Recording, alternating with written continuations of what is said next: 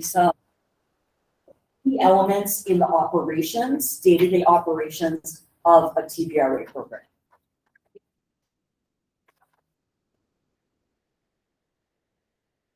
I'm using mine too because I have some notes. So first, we're just going to do an overview of the costs. We always like to repeat this whenever we do a presentation to remind people about eligibility, right? Because remember, yesterday, Steve talked about how HOPWA only has 2 eligibility criteria, right? Yeah.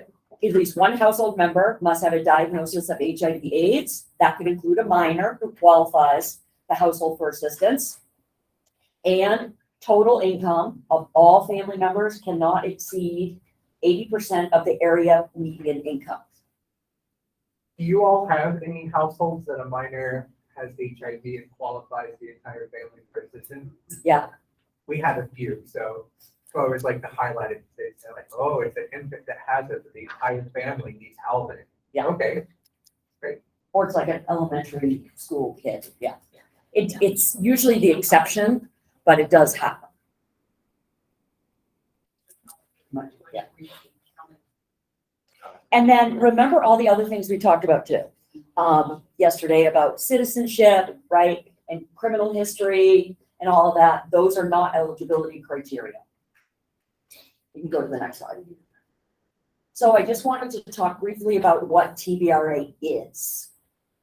TBRA, we talked about this yesterday too, because it comes up a lot. TBRA is a form of permanent rental assistance. It's a permanent subsidy. Because it's tenant-based, it stays with the tenant. So it goes with the tenant or the assisted household from unit to unit to unit to unit. HOPWA regulations do not cap the length of time somebody can receive tenant-based rental assistance. There is 0 regulatory cap on the length of time. HUD's Office of HIV Housing, OHH, who administers HOPWA assistance for the United States, has clearly indicated repeatedly that while TBRA could be used transitionally, as some of you guys are doing, right? Using it until somebody secures another form of rental assistance or permanent housing, programs should not institute any hard stops or discharge somebody to homelessness or unstable housing. Grantees and project sponsors. Okay. And TBRA should not be terminated too unless it's a last resort. And I'm going to go into some slides about termination because that tends to get confusing. People get concerned about thinking that they need to terminate or they want to terminate and they're not sure if they can or they should. So the next slide is just a, yeah. I was just gonna say, yeah, like there's no hard stop on TBRA within the state, but we do recommend like connecting other subsidies and kind of working with them to transition off using it, because if we kept, 3 or 4 households permanently on TBRA, there goes all of your HOPWA funding for the year. So that was just kind of a clarification I wanted to make to some of the news. So for those who you assess, when you're bringing them onto your program, to Henry's point, for those who can move on, right, there's some things that you're going to want to know about the household and the people that are living in the household to see if they actually can move on and can transition. Because other programs have other eligibility criteria that might prevent that from happening. So that's what Steve was talking about, having really good intake and application forms. Because not everybody is going to be able to move on. HCV, Housing Choice Voucher Wait List. When was the last time the waiting list was open? Around here, right? It's open now. That's good. And sometimes they're open for a finite period, or sometimes they stay open for a long time. But where we are, sometimes they're open for they'll be open for 2 weeks, and then they close them again.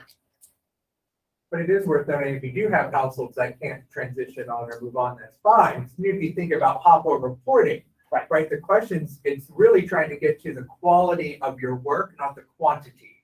The access to care questions don't say how many people moved on to other programs. It talks about how's their stable housing, are they connecting with the resources, right? Right. So it doesn't sound like that's what you guys are doing, but sometimes programs get worried and say like, oh, we haven't moved people on. But it's the quality of the work that you do that is most important to HOPWA, not the quantity.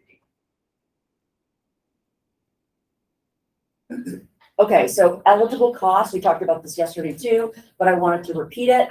So eligible costs include, of course, the housing assistance payment or the HOPWA portion. I like to call it a HAP because I have a long Section 8 housing choice doctor background working at housing authorities. So I sometimes sound like a housing authority person. So this is the housing assistance payment paid to the landlord on behalf of the HOPWA assisted household. And that's that little portion.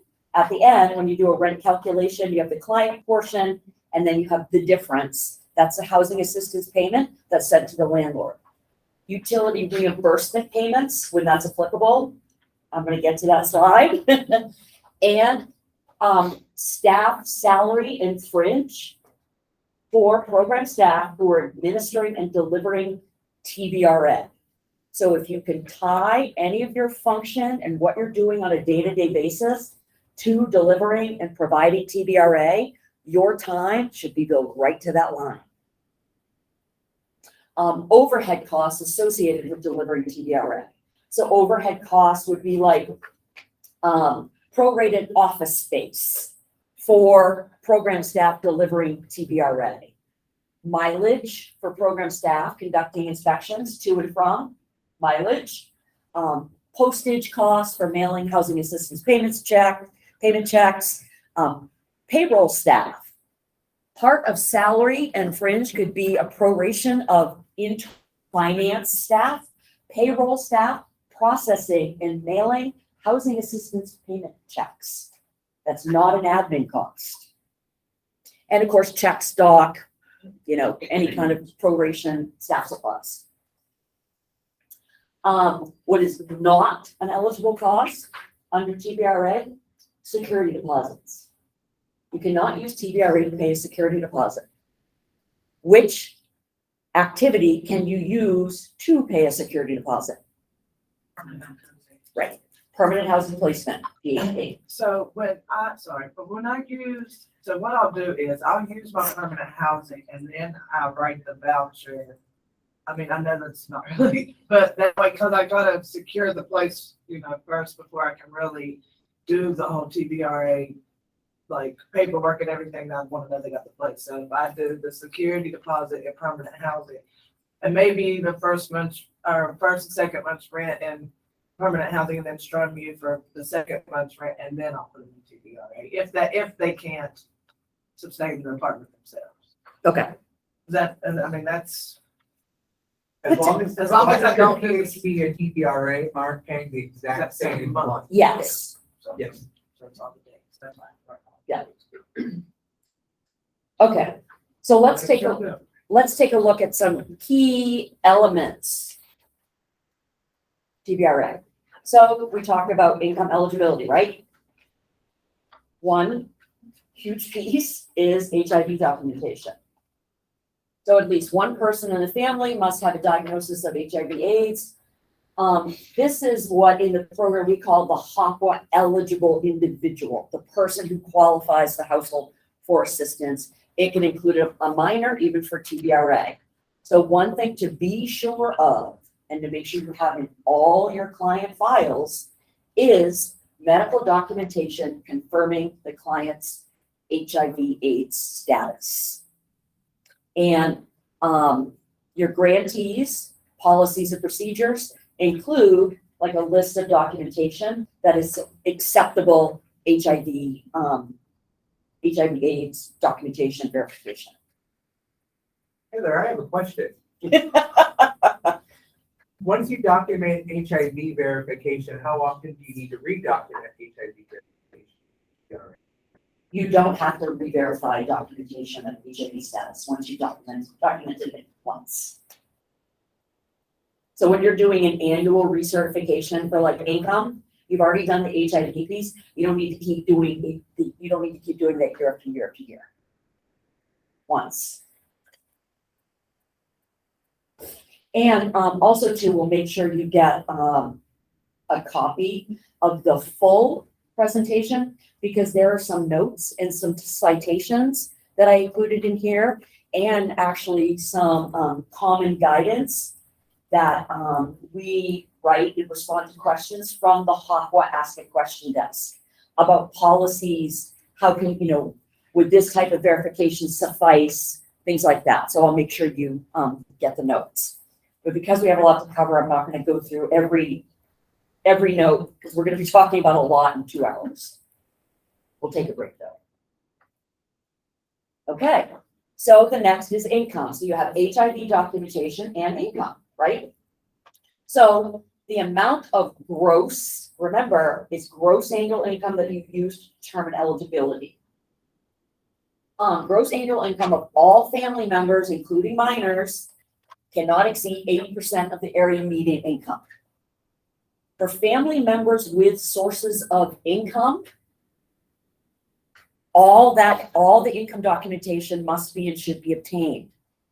Refusal to provide income documentation means you can't determine income eligibility, right? So you would not be able to provide TBRA for that assisted household. So what's a good key point, and to make sure you have in client files, ensure you have proof of verification of all family income in the client files. When you're determining income eligibility for the HOPWA program, programs should be using the HOPWA income limits found here at this link. So they don't qualify for TBRA, everybody doesn't qualify. Do they not qualify for that? They wouldn't qualify for anything. So if you have a household of 4, and there are 2 people in they're all a family, and if you have 2 people that are just refusing to provide income documentation, they have income, you can't determine income eligibility.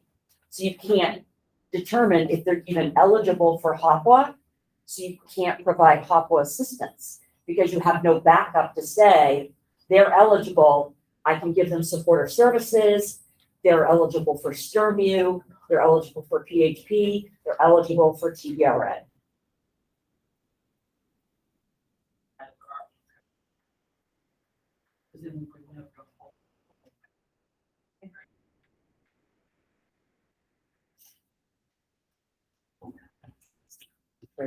Yeah, I think there are a lot of programs that don't always follow this. Yes. So particularly today, when we talk about support service, that's a hot spot. We'll say like, oh, you need food, give me your income. And then they ignore the 6 other people that have monitoring. It turns out they didn't document it. That's one reason Heather mentioned that first slide. We show it over and over and over. For every HOPWA activity, you can't prove HOPWA eligibility. Nothing else matters. All of this is irrelevant if someone says, I won't give you income for my family. And you say full You stop. have no way to Nothing else say, right, you have no way to say, okay, you're eligible. Now we can do this. In the paperwork for HOPWA, when they do this as self-certification, do I need that for every adult, like for everyone in the household or anyone making income, or even if it's 0?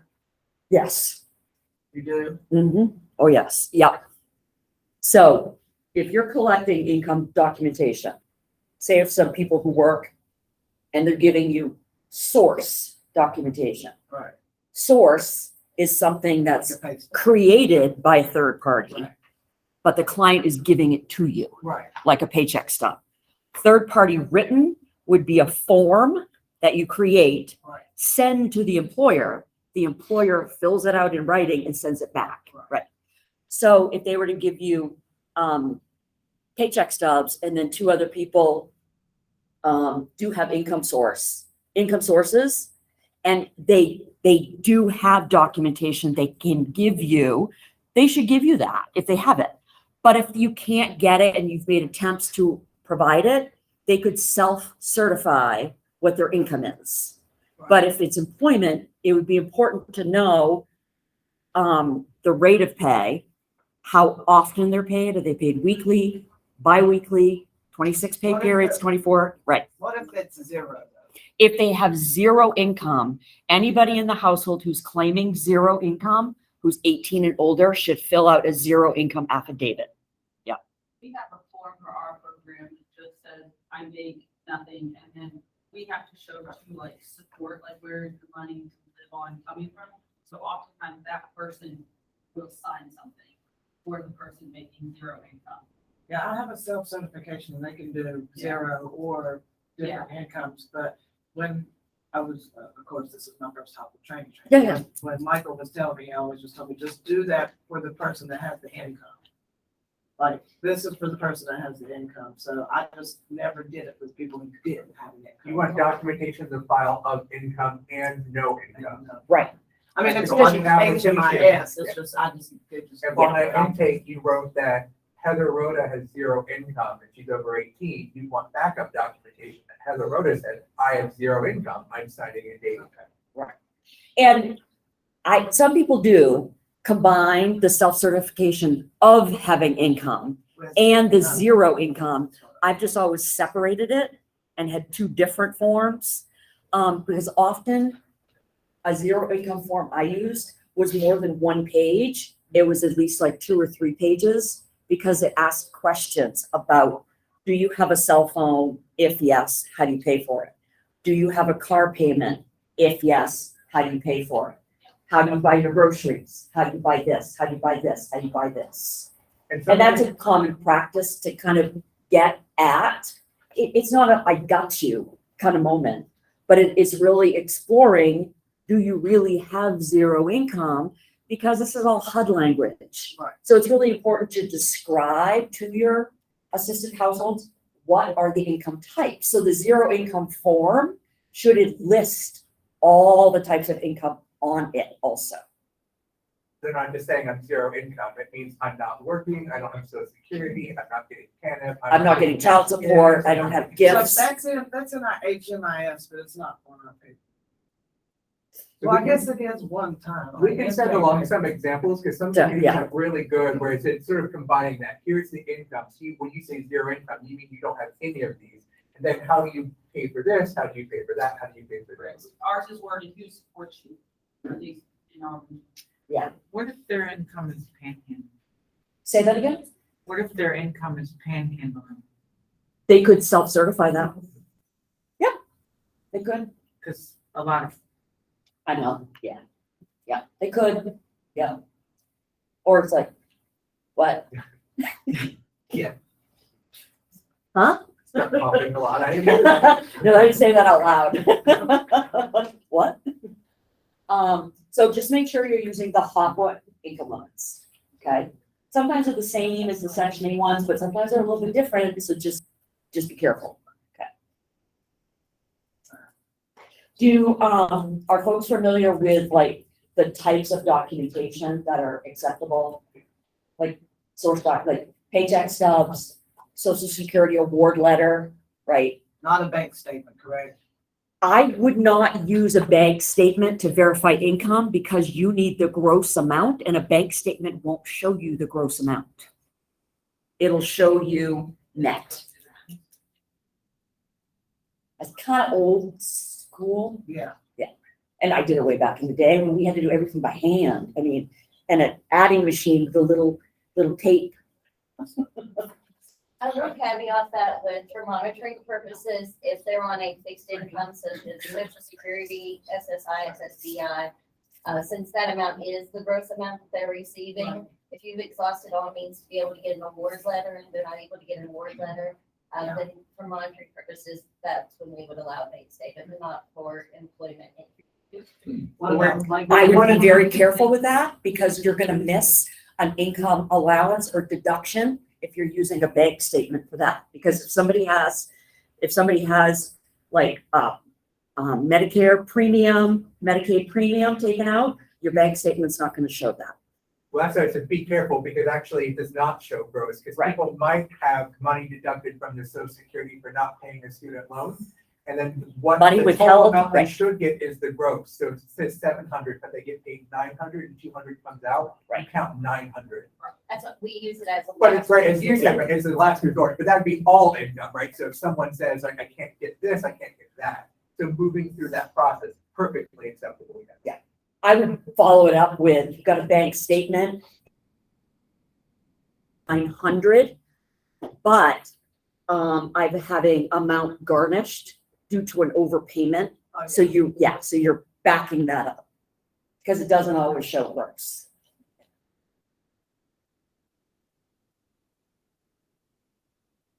Okay. So another important element when you're operating a tenant-based rental assistance program is to make sure you have an intake form application where you're collecting information about the household composition, right? So literally on the form, it's like a box and it says head of household, spouse, co-head, and you have somebody's name, right? Because this is really important to figure out whose income you're going to include and exclude. You need to know how many people are residing in the unit because area median income is based on household size, number of people in the household. So I would make sure you have in the client file, it could just be your application or your intake, the number of people and the list of all the folks that are living in the unit. And I do want to go through a few notes here. So number of people help you figure out the unit size for which they're eligible for and determine income eligibility because income is based on number of people. You want to know the age or date of birth. Why do you want that information? What would that help you do? To know if they're working or not, how they do work.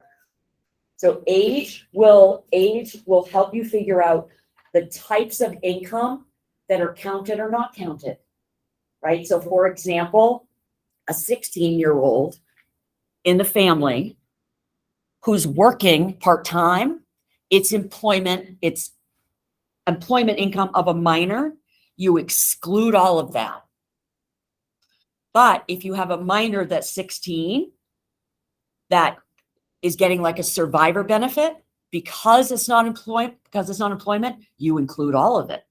Right. Age can also tell you too. Age of household members can help you determine unit size, right? Age of siblings, right?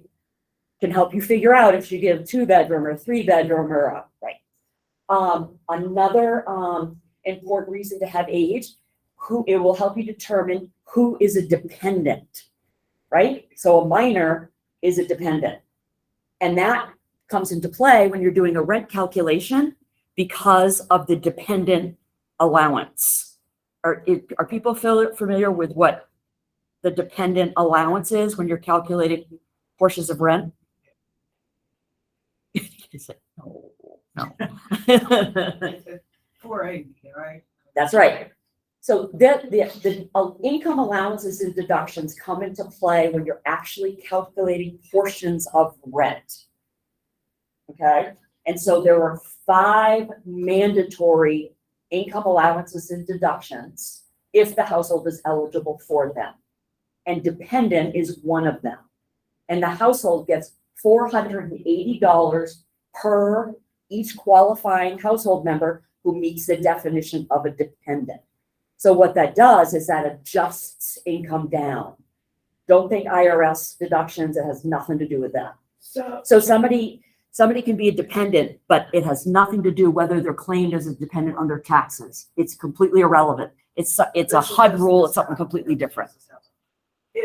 So if in my household where the child has HIV, do I count her as a dependent and as a person with HIV or just one? No. You know, like on the TBRA calculations, there's the person's living with HIV and then there's dependents and she's both. Right, so you're talking about, I'm gonna table that one. Okay, yeah. I have a question though, Heather. All the dependents have to be under the age of 18, right? No, What? How is that possible? Listen to this guy, huh? It's all day yesterday. I know, and he didn't even threaten me. That's the best thing about being back in person, is that Zoom, she would just shut down the conversation. I'd be like, close. So, being a dependent has different definitions. First of all, being a minor. Okay? And then, if you have another family member who is an adult, 18 or older, who is not the head spouse or co-head, just another adult living in the unit, and that person has a disability, doesn't have to be HIV, another disability, that person qualifies as dependent. And if you have an adult, because minors are always dependents unless it's a foster child. But if you say you have an adult who's not the head spouse or co-head, who is a full-time student, verified by the institution, say grandma, she's not the head spouse or co-head, she decides she wants to go back to college, right? She's a full-time student, you verified that with the institution, grandma is a dependent. So all of this is explained in the HOPWA income and rent calculation curriculum. If grandma is disabled, she's a dependent too, correct? Yes, but she wouldn't, if she was disabled 40 times, yeah, it's just per 80 per person who qualifies as dependent. What qualifies the adult child as being disabled? They have to be on disability, or like say they have a severe bipolar. You could just get some verification. Okay. Yeah. Confirming that the person has a disability. And if they had SSDI, then you already have it. Yeah. But as a child, you could use like their IEP or something like that for school. Yeah. I mean, there's no requirement to get a birth certificate to prove somebody's 12. I mean, yeah. But you have information on your intake that lists the person's name, the age, and That's sort of we like never all did that- any of that, and it never comes up and monitored. I don't think this is really a child here. But that sort of ties all that back in, and so Right. your questions about composition aren't just about age and all that, it's also, is this person disabled? Yes. Because that can start to change when you do portions of rent. Yeah.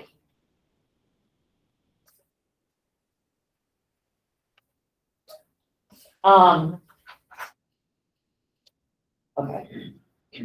Let's go to the next one. Resident rent payments.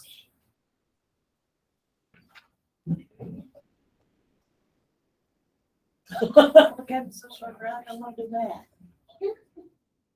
I don't think it's. Hey, Henry, Yes. we're having some advancing problems. Give me the batteries. 7 hours.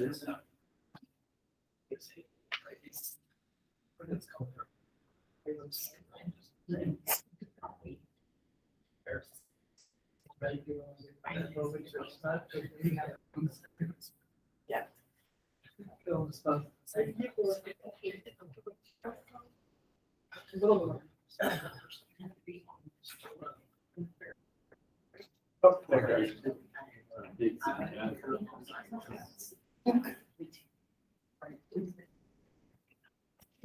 Okay, so for TBRA, tenant-based rental assistance, HOPWA regulations require that assisted households must pay a portion of rent. Remember, we said yesterday, don't confuse this to mean must have income. They have income, that's includable, and they must pay a portion of rent. That amount will be the higher of 30% adjusted monthly income, 10% gross monthly income, or the welfare rent. Ignore the welfare rent. Thanks, because I. That's like as paid localities. It's a really old HUD regulation. I think there's only a few states that have that. So in your situation, it's most likely gonna be in all cases, the highest of the 30 or the 10 will be the 30. Sometimes it's the 10, but most cases it'll be the 30. So make sure Your client files contain both income documentation for each family member and documentation supporting how adjusted income was calculated. And complete and correct rent calculation forms. It's my least favorite forms I fill out. This is my favorite thing to do. Yeah, but I have questions on. My favorite. Again, I am totally pushing this training. Well, I did the training. I did do the training. Which Nick? I like it, but I like how you like had scenarios. for training. That was a, Did you take the quiz? yeah. Oh, yeah. I got the little- How'd you do? I did good. I passed it. Nice. Yeah, but I had to go back a few times and remember what you said on there. But yeah, Mhm. I did like the interaction on the training. But Yes. it made you think. And the names, Yeah, Vince Vanguard and. yeah. What do you all use? I for think your rent it was a fun training to develop. What do you guys use for your rent calculation point? I have like a I should have brought my packet, but it's just a form. It's a rent Do calculation. you use the Excel sheet or the online or something else? It's an online like HUD form. It's probably old as. Is it just like a PDF? Yeah. Okay. Yeah, it's just Cool. a PDF, and then it tells you like you just fill it out. What's the income here? and how many Yeah. dependents? You just fill it out. And then, There You've seen all is a HOPWA income. I have Woo! Somebody's excited. There is a HOPWA income and rent calculation Excel worksheet. Yeah, yeah. Yeah. On HUD. Excel, yep, that we recommend using and HUD's Office of HIV Housing recommends using. Is that worksheet? But I would definitely, I don't think so. take this training. Because it walks through acceptable types of documentation that you can get. It walks through scenarios, it's self-paced, you can go as quick as you want, you can go as slow as you want. You can have it on the background for some sections you know really well, right? I went back to it. Just Yeah. To figure out. Yep. That, like I went back to it to see if I counted my little girl twice. Yeah. Didn't really answer that. An important thing to note about this. So, assisted households must pay as rent amount that is higher than 30%. But this also means they cannot be charged higher than either of those amounts. Right. So people in HOPWA TBRA cannot pay 40% of their adjusted income toward rent. They can't pay 50, they can't pay 70, 80. It's 30 or 10. That's different Yeah. than some other programs. Because some of the programs, they can pay like the difference on the HCV. voucher type thing. HCV, Yeah. not in HOPWA. Whatever, let's say that the higher of those is $200. Mhm. Are they able to get, a higher rent than the rent standard, like they're paying the extra? No. Nope. Nope. We're gonna go over rent standards, but no. Yeah, like in the HCV program, a lot of housing authorities will create policies where upon initial lease up, a HCV program participant can pay up to 40% so they end up making up the difference. So they could find a unit that's over the payment standard, but it's the household that ends up paying the difference of that. So that's not allowable in the HOPWA program. So that's, No, because regardless. That's only of what housing their- choice voucher. Regardless of what their rent is, that's how much they're gonna pay off of their income. So if they're in a place that's 700, or they're in a place that's 550, they're gonna pay the same amount. They're gonna pay, they'll end up paying the difference. So I just want to say, rent calculations are a hot spot. Take your time, and go through it slowly. Because we've worked with grantees and project sponsors in the past where rent calculations have been wrong and then corrected later for wrong for one reason or another, and the program owes either HUD money or owes the client money. So if you do a rent calculation and you do find an error, it's really, really helpful, and you could speak to this too, to have an internal system where you're even working with a coworker to QC each other's work, to catch something before, do some QC before a year, before your annual. So if you find an error, you're not going back a whole year and correcting things and paying somebody back, right? Just have a regular process or method. So you're just looking at each other's work to make sure you didn't miss something or forget something, overcharge or undercharge. We have a compliance. We used to do all that. We used to do that. We did it Yeah, all the time. within our agency, we would split up, maybe we had like 125 TBRA vouchers. So we split up who do what, but before we finalize anything, the other person would review the work. Because they'd be that objective set of eyes to say, how did you get this income? There's no documentation, Yeah, right? So they're the ones, and they double check the math so that I'm a terrible at flipping numbers. So that's why it was great to chat, say, oh, no, I got that number. They're like, but you didn't type that in. You typed in something different. So before we told the household, before we told the landlord, someone would double check each other's work. So if there was an error, at least there was multiple sets of eyes, but it was always time and time again, just making sure. Yeah, I build the file, build everything. Ms. Kay puts it all together and checks it once, and then a compliance manager checks it again before the payment's made, so. Yeah. No, But it takes It's a little longer to be done, but it's just a recommendation just from doing this for so long and being in the field for a while, working with, and just seeing what we've seen in different communities. And the caseload is extremely high, so Right. I mean, having a mistake is. And if you think about it too, and there will be errors. Yeah, we're doing math, I mean, Right. complex app, So I right? said, that's a social work for. Right, exactly. But you think about it, you're working with folks who are very, very, very low income. Right. That's So- most of my TBRA yards. Yeah. Yeah.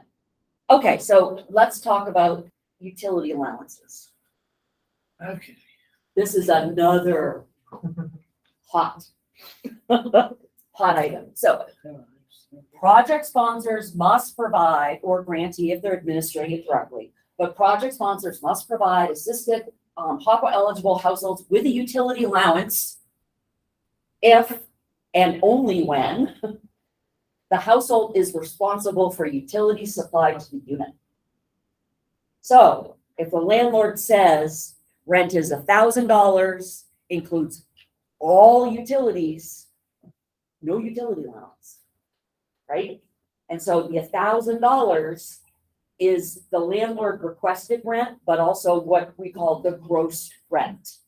It's just, it equals that. Say the landlord says the rent is $1,000, water usage and sewer are included. Nothing else is included. So that means that household is gonna get a utility allowance of some amount. But to know what amount they're gonna get, you need to know what type of utility they're responsible for.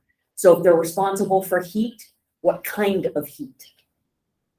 You have to know that. Is it oil? And oil's big in Maine. I mean, oil, gas, propane.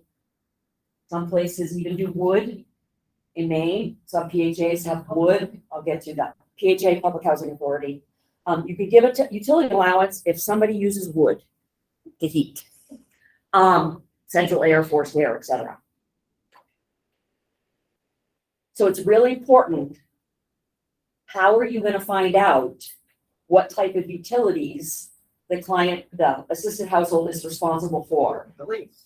Right. But have you read some leases? Right? Seriously. So the lease might say, tenant is responsible for heat, hot water, electricity. Electricity is self-explanatory, but heat, hot water. Follow up, because that's not enough. What heat, right? What, how's hot water? What's the cooking, responsible for cooking? Is it electric? Is it gas? What type of cooking is it? And if the lease doesn't have it, you can just write a case note, right? And you could attach it to the lease. Had a conversation with landlord Steve Ellis, he said heat was oil. You can do that. Once you have all that information, then you're gonna wanna make sure you include and complete a utility allowance schedule indicating the type of utilities and the utility allowance amount. Utility allowance schedules for the HOPWA program are the same ones used by your local public housing agency. So you can get the utility allowance schedules from your local PHN. Utilities are also set up by unit type. Single family detached, high rise, low rise, duplex. Utility allowances are also set up based on unit size. So if they're in a 1-bedroom, low rise, for example, you want the low rise utility allowance schedule, and you want to circle the 1-bedroom utility allowance amount that are applicable to that unit. There are 2 things to be aware of with utility allowances. Sometimes you will see on utility allowance amounts for a refrigerator and oven/microwave. Not always, but sometimes you will. Those amounts are only given if the tenant is responsible for supplying their own refrigerator or supplying their own oven range. And it says microwave because under inspection standards, microwave is acceptable in place of an oven or range. But don't give the microwave utility allowance just because someone has a microwave and an oven in a range. It's only meant to replace the oven or the range. So don't give those utility allowances if the unit has a refrigerator in it and if there's an oven or range in the unit, regardless if that person has a microwave. Don't give that. That would make their portion of rent incorrect because you deduct the utility allowance from the portion of rent to adjust their income further. Sometimes people are really surprised about that one. I won't. Yeah, you don't give it. A question about utility assistance. Yesterday we had touched on the reasonable accommodations of utility. Is there any way that we can use that towards utility allowances? I know you've mentioned that they have medical equipment, but say we have somebody who has a substance use disorder, they're an active addiction, they don't have the capacity to remember to keep the window shut or their door shut, so they're like, oh my God. Is that an instance in which we can apply that? That's a really good question. I've never had that question asked before. It's usually just been about like some other kind of equipment that's running, but I will follow up. Yeah. And I have a really good friend who's a housing choice voucher director in Maine. So I'm going to ask her that question and say, what would a housing authority do? Because HOPWA often defers to where HOPWA regs are silent. It's also in the statute, the HOPWA statute, that you could lean on and use. You could do what a housing authority would do in that situation. Of course, if it's practical and reasonable. But that's very understandable. Well, it makes sense, right? Yeah, I mean, Yeah. and then they'll let, 5 people come and stay with them, so they'll want to. Well, think about it. There are a lot of similarities with HOPWA, TBRA, and yeah. It's like all the good stuff and not all the. A hot spot too for utility allowances, make sure to note that utility allowances can change every year. So sometimes when we help programs, we'll see a 2021 rent calc with the 2015 utility allowance. We'll say, what's this? And then they'll talk about clients can't afford utilities and say, well, yeah, you're only giving them $40. When you look online, you should be giving them $70. So make sure you're right. So it's not, utility allowance isn't tied to when they started assistance. It's tied to the year that you're doing the rent. Yeah. And it may not change, right? So it's possible you're saying like, nope, this is last year's, but we confirmed the PHA didn't change. Always look for that. Don't just assume you pull the same sheet year after year after year. They're not the easiest sheets to pull. What's that? So they're not the easiest sheets to find and to pull. Like, No. Not at all. No. You will find 1,000 old ones before you find one. Yeah. Just so you know. You can, I mean, this would be a really good, this would really be a good point to talk about resource ID and using that to create partnerships with local housing authorities to make sure you're on a regular rotation to receive I say updated utility allowance schedule, but it doesn't mean the amounts changed because they'll review them. And they usually have these huge firms do utility allowance. It's expensive for housing authorities to do this. So they might review them and determine they don't need to be changed, but then they'll update their form. Sometimes they don't update the form, so it's good to ask. I have a question, Heather. What if the PHA wants to charge me for getting the utility allowance schedule? Well, Steve, that is an eligible overhead cost. So you could, So sometimes the problem is the PHA will say, well, we'll give it to you, but it will be $100 because it's expensive for them to do it. And say, okay, great. Where do I pay? Who do we make it out to? And you charge us the TBRA. that would be an eligible, Charge me for the, And some rare Yeah. circumstances. I got a good relationship with them. Yeah. but some will, because I mean, they're probably using their admin or something to pay for it.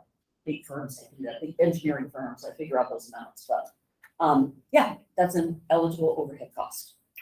I bring that up as a question, because basically there is anything that you do, no matter what they say, you can find a way around it, and HOPWA, TBRA, and HOPWA can figure out how to cover it, to make sure it happens. So if you call a housing authority and you're having a hard time getting a utility on a schedule, I recommend talking to like a program manager and not, the front desk person or, speak to somebody who's running that program One would think. and explain, all you need is just one. Sometimes a housing authority will just use one that covers all unit types. In Maine, the state finance agency has regional utility allowance schedules. You just need one copy of each and then you can make multiple copies. Yeah. So make sure you have a copy of the utility allowance schedule in file. So you want the amounts that you've selected on the utility allowance schedule to match information in the client file about what utilities the tenant is responsible to pay and the unit size that it's applicable to.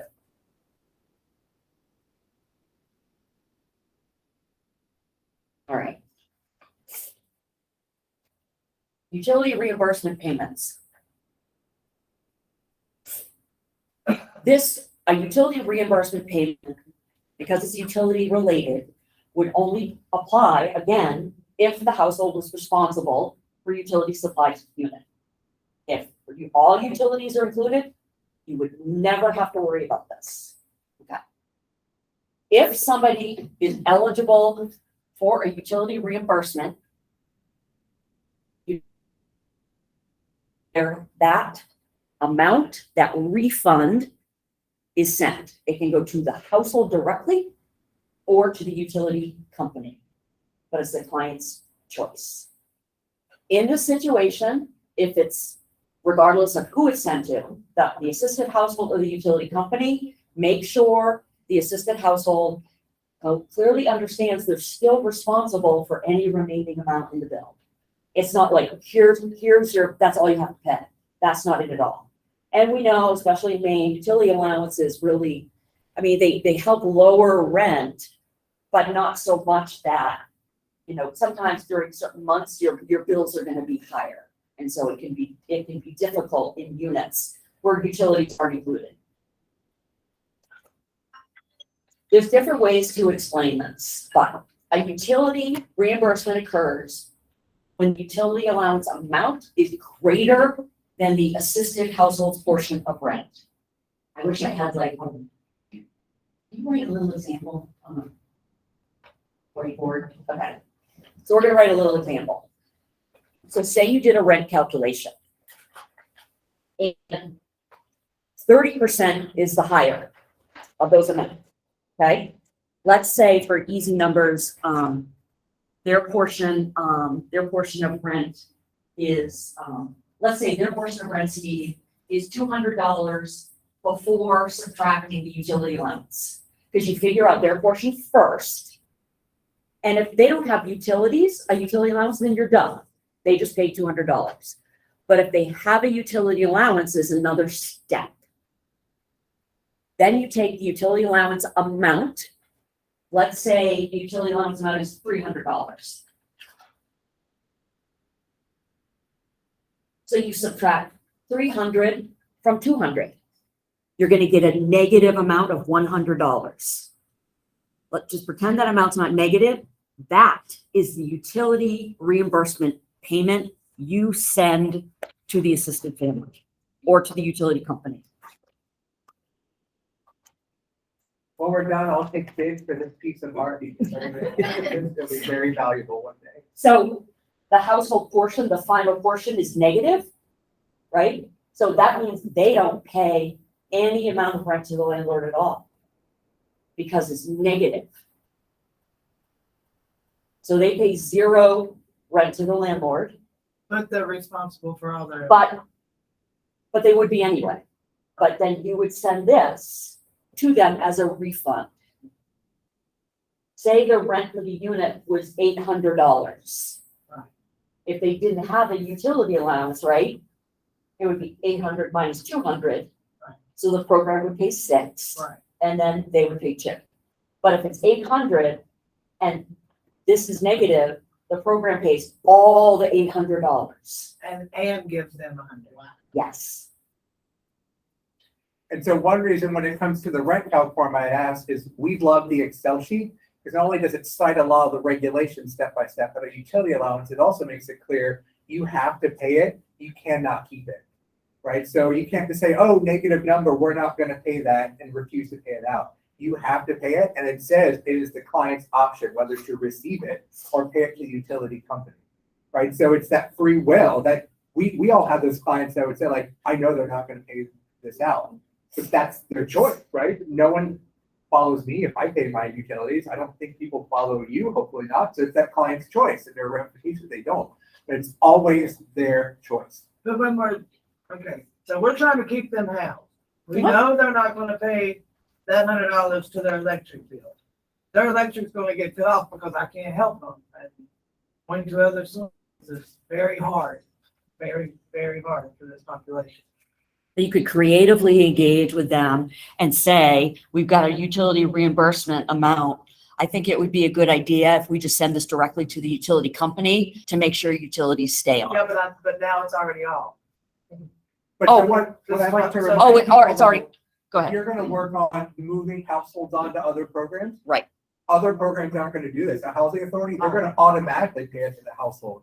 Yeah. This is, so I get where programs do this, but you aren't doing them any favor, right? Because if they transition off to self-sufficiency, or if they go to another program, no one's gonna do this level of engagement. So that's what you just explain what they need to do. And Heather's like, that creative, in the years we did this, I had one client that ever wanted it. Everyone else could say, so I'm gonna cut you, we're gonna mail you a check, you have to wait for it to come in the mail, you're gonna have to go cash it because it's in your name, that you're gonna have to go get a money order or write a check to mail that to the company and hope it gets there by the 3rd of the month. Right. Or I could just mail the check to the electric company. Oh, that sounds way easier, right? So that's that creative engagement. So it's still their choice, but we're lowering those barriers to say, when you go through 82 steps, and we can particularly now hope your mail gets delivered on time. If it doesn't, I still can't do anything. Or I'll just pay it directly. It's in every household besides one for 7 years. It said, nope, pay it for me. We're good. Right, okay, so let's say the household has 0 income. Yep. And rent is $600. Uh-huh. After doing the utility allowance, they get $210. Yep. I can send that $210 to a utility company. right? Yes. But how do I know, like, is that being stably housed? If they have 0 income, they can't pay the rest of their utilities. Is No. that, I mean, would my case notes Yes. say that they are stably housed, even though they probably don't have water or sewer, because their sewer's done cut it off, because I'm paying electric. You know what I'm saying? I totally know what you're saying. Yeah. Because I'm trying to figure out how to house my zero income. Yeah. Homeless. Yeah. Mhm. Population. Yeah. It may be an issue too of being creative about how to actually verify zero income to see if it's actually zero. Oh, no, Is it's it- zero. They're okay. on the street. Yeah. It's super zero. There is a way to do that though. Right, and that, it's just doing your due diligence, right? Because it's walking people through the total ramifications. If your electric gets shut off, your unit no longer passes habitability. That means I can't pay your rent, I'm not gonna pay your utility. So that's what I'm saying. So then I'm So at that moment. then you- potentially hurting them worse than I'm helping them because they've then lost another house. Because that hurts way worse than it does just to stay homeless, to get into a house and have it for 2 months and then lose it again. Yeah. That's 10 times worse. But we'll also remind people, utility reimbursements are an average for a full year. So also, Right. why pay $210 to an electric company if their bill was $50? So they can save that money, so for when winter comes and their bill's $400, in theory, they should save it. But so that's what I totally give you a. Or I could put it on different bills. Right. You could split it up across utilities. It would just be harder internally at your So organization. I mean, what I do is look for apartments going to include. Of course. That's always. But Yeah. I'm pretty much Yeah, renting course. all of them. Yeah. So, Yeah. I'm paying for it. Yeah. And now the utilities went up so much. Sometimes depending on the utility allowance amount and the unit, how new the unit is, it might be really energy efficient, or if it's older, like Maine stock is old, right?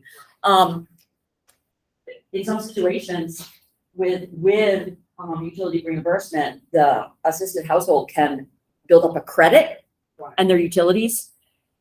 If they have a credit, that's fine. You don't have to recoup that credit. That's their utility reimbursement, that's their credit. Don't be concerned with their credit. How do you document, utility allowance? A utility, If they say, pay them to the gas company. Yeah. So, like, what you could do, what I would do is what, that's TBRA. no, what you would do is, first of all, your utility allowance schedule, your rent calculation form, your lease would be documentation that they're responsible for utilities. Your rent calculation form would show utility allowance amount on it. And the rent calc form would show their portion of rent, the housing assistance program portion, or the utility reimbursement portion. That's documentation of that. To document that they have a utility bill for which you need to send the reimbursement, I would get at least one copy of that bill and stick it in the client file. You need a copy of the bill because you need the account number. But you don't have to collect utility bills every month under any circumstance. Your file would be huge. Yeah. Including if you pay the utility reimbursement to the client. You don't need to document. But in our data, like, so HMIS for Yeah. us, how would we, I think that's what you're asking, right? Like, how would we document, like, cause we wouldn't put it under strong view and it's a utility, right? Because it's not strong view paying it. It's TBRA still Yes. paying it? Yes, Okay. it's housing assistance payment, yes. So Yeah. it would still. You just go gotta to work with what TBRA. you gotta work with in HMIS for HOPWA. Right. It's TBRA. Okay. It's not utility That's why I was like, assistance. I don't, yeah. No, I get what you mean now, yeah. Yeah, I would just, put it under, And then if we're paying it to the client, it would be the same. it's the same thing. You just put it It's TBRA. part of TBRA. Okay. Yep.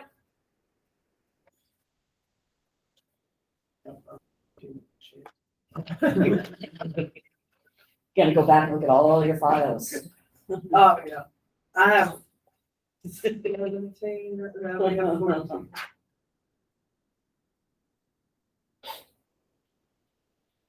Just a quick slide, we talked about this yesterday, duplication of assistance, duplication of benefits. TBRA cannot be provided to households receiving another type of rental assistance for the same period they're receiving HOPWA TBRA. This includes state, local, federal rental assistance. How does that, sorry, how does that work with the Ryan White program, who's also a pay request? It's which one did it last? I mean, that's the way. Well, if they're getting TBRA, But Ryan White wouldn't be paying anything Right, during the, So so they already it's are. state, local, or other rental housing. Yeah. But first, let's not conflate those ideas. Yeah. So this is paying the exact same cost, the exact same time. So that would be Ryan White paid someone's rent and HOPWA Sturmy paid the exact same month's rent. And That's that's the like, implication. I of paid that. my portion and you paid my portion. For the payer of last Right. resort, that is not a requirement for HOPWA besides the medical cost. So that's what we were talking about yesterday. Make sure it's clear in your policies and procedures, who pays for what. So if a client comes in for a need, you just sort of go through and say, Ryan White won't pay for housing unless they're ineligible for HOPWA. Let's go through HOPWA, they've maxed out on Stern, now we jump over to Ryan White. Because that's how you avoid that payer of last resort and the duplication of benefits. Because you're not saying a client needed December rent, so I submitted to Ryan White and to HOPWA for December rent. But That really wouldn't be happening in TBRA. Someone has an ongoing rental assistance. They're subsidized. Their portion is $100. They're- I know, but yeah, they might not pay their portion. I get all that. But they're paying their portion of rent to the landlord and the program pays its portion. They're subsidized. So being that subsidized, and I can't, let's say I can't help with their utilities because they don't have a utility allowance left, okay? Right. I'll tell, like me and Ryan White, like sometimes Ryan White will pay their utility, let's say they were sick or whatever, Right, happened, right. they can't come in. Ryan White will pay that utility that time because I'm not on. Okay. So then okay. Ryan White can pay it, but they normally can only pay like a big, or terminations, right? No, we can't do termination for this. Oh, it's before the. We pay the parent fee. Yeah. Right. Don't think it. How does that work then too, just so that we understand both programs? What about things like late fees, and, or on a utility bill, like if they hadn't paid it and fees have accrued, who pays those? Because we can't. Because a lot of times. Yeah, we can talk about that with Stern. Well, yeah, when we get to Sherman. Okay. Yeah. Okay, this is, we can't, and just, Right, because for You would have TBRA, to back out the late fees from the bill. because that's a barrier to getting someone's water turned on, and we can't, and you guys can't either. Yeah, no, we can, and then. Yes. yeah, And then, so actually our next one, Stern, Okay, we address all those. But for TBRA, you're not worried about the actual bill. Because you're saying, There's no bill. we're gonna send you $200 regardless of your bill is $10 or your bill's $1,000 because there's a bunch of extra charges. You only get $200. So that actual bill and what's in it for TBRA is irrelevant. Okay. Yeah. Okay. But we'll talk about those when we get to Stern and PhD. So, good example or something to consider. So make sure your TBRA intake application forms, you're asking questions about other types of assistance received, right? So, do you currently live in a unit? Yes. Are you paying rent? Yes. What is the total rent amount for your unit? Is your portion of the rent for the unit? You start seeing lower amounts, it's like, okay, you might want to ask some questions. Do you currently have ongoing rental assistance, right? So you want to ask those things. If that would say yes, and you're thinking about putting someone on HOPWA TBRA, and you follow up and the yes was that they have a housing choice voucher, you may not want to put that person on TBRA. I've seen it I've seen it happen. Back in the day, case managers not understanding, no. They would let their They did it voucher like that. go to get HOPWA TBRA. Well, some people. But we stopped that. So I have a client. They're not who understanding. lives in a high rise who has about, for the high rise it's subsidized. But he wants to move somewhere else. And he asked if I could put him on my TBRA for that, because he's not happy in the high rise. Real, he's just throwing it right now. But if this was a real, if it was real, like he just can't get along with people in there and he wants that, you can take him off of that and do that if it's like a. There's nothing regulatorily preventing you from doing that, but if you're, say, managing a wait list, and if you have clients with greater needs Oh, yeah. versus people who doesn't have a unit at all, Right.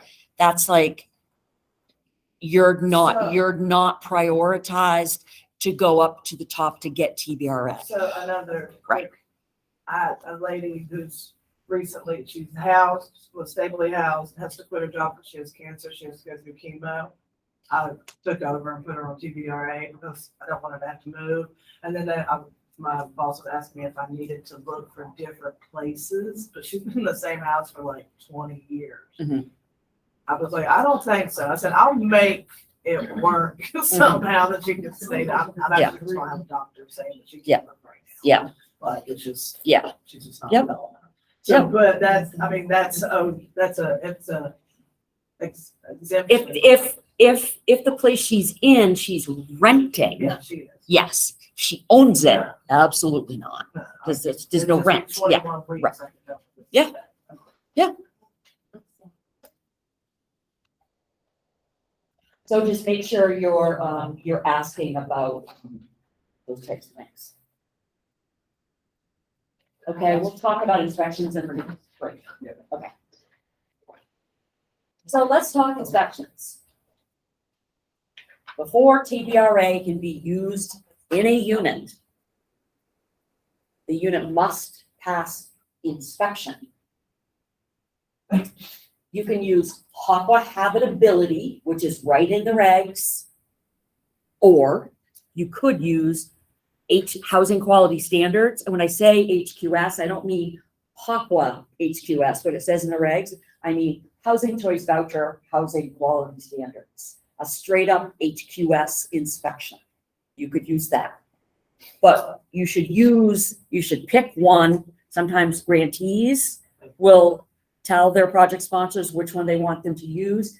And it's a best practice to just only use the one you picked and stick with that. I have some notes, but I'm going to go through the stuff first. So you're going to want to do an inspection before you're starting assistance, right? Bless you. So you could lease up in place, right? Somebody has a unit, like, right? Right. So you could go into their current unit and do an inspection. Or you could be inspecting vacant units they haven't even moved into yet. Make sure your client files contain completed inspection checklist forms. And not just that they were completed, but they passed inspection, right? Also, make sure your internal policies and procedures include information about inspection requirements. Brief information about what does it mean for a unit to be suitable, right? What are passing, failing criteria? Indicate how inspections are conducted. Are they conducted on site, or do you have a policy to do them remotely? I think we can do both. Okay. Make sure you're indicating in your policies what type of inspection, HOPWA habitability or HQS, right? And then have copies of those forms in your appendix. Make sure you indicate when inspections are conducted. Initially, annually, do you do any special inspections if you get repeated complaints from your assisted households of issues for which they've contacted the landlord and the landlord's not responding? So you want to go in and see, is this an inspection issue so that I can reinforce and support my client to say, I went in, this is actually an inspection issue not caused by the tenant. It does need to be fixed because it will not pass if I did an annual inspection. And then can you, if something like that happens, let's say there's a leak in the roof, can you withhold TBRA to like fix it? You can. Process for handling units that don't pass inspection. So this refers to stopping or abating housing assistance payments.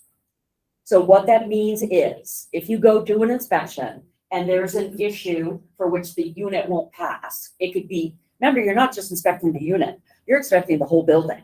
You need to be walking around the building. You need to be going to common areas where that household can access. You need to be looking at the porch, looking at decks.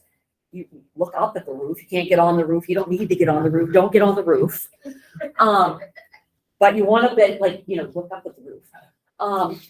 So if you find something that needs to be fixed, it's a good idea to distinguish between non-life threatening versus life threatening. So most non-life threatening, are anything life threatening would pose like a danger, like an outlet cover is missing. And you've got little kids that can stick their fingers, right? So I would call that life threatening, and I'd say you've got 24 hours to fix that. Most, in our experience, it's either you're meeting with the landlord, or if it's a management company, maintenance staff, they'll go out to their truck, come back, stick on a plate and go, oh, I forgot that, I missed it. And then you're done. So say you do find something where it would pass. Then what you would want to do is follow up the landlord, if they're not going to fix it right on site when you're there. Go back to the office, follow up the landlord. I would do it in writing and say, it didn't pass for this reason. You have 30 days to fix it.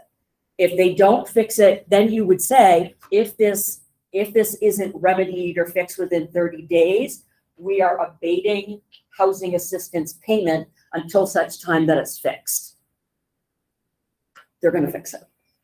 So it means you're just kind of stopping it, hanging on to it.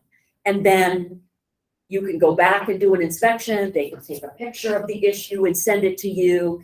Say it was a smoke alarm issue, you can call the client, you could listen to the smoke, smoke detector, and then you could write down its past, and then you could start housing assistance payments. So you can mix. But you just need to have a very kind of organized process for doing that, to make and be transparent and to make sure everybody understands what that process is.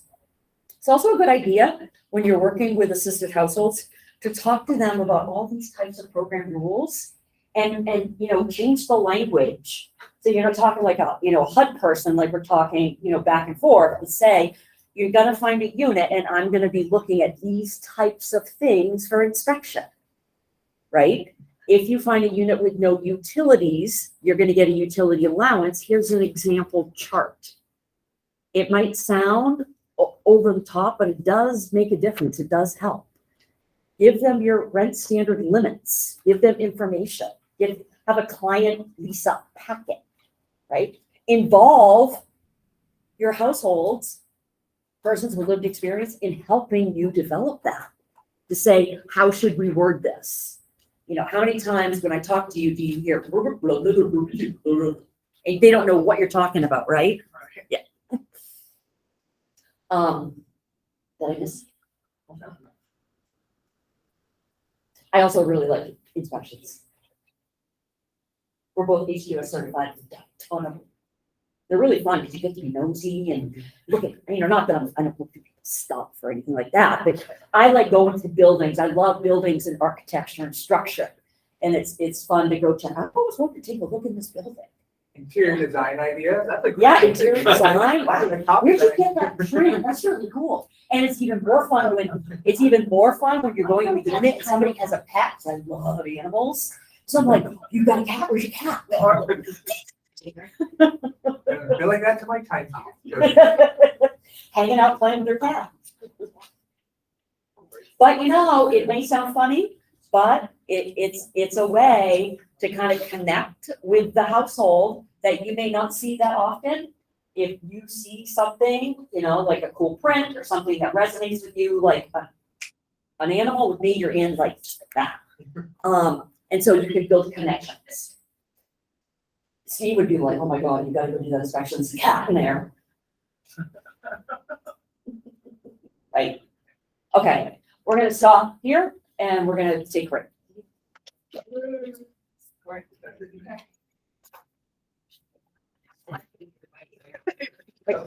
Hey y'all, we're going to take just a short break and we'll be back at it in probably about 15 minutes.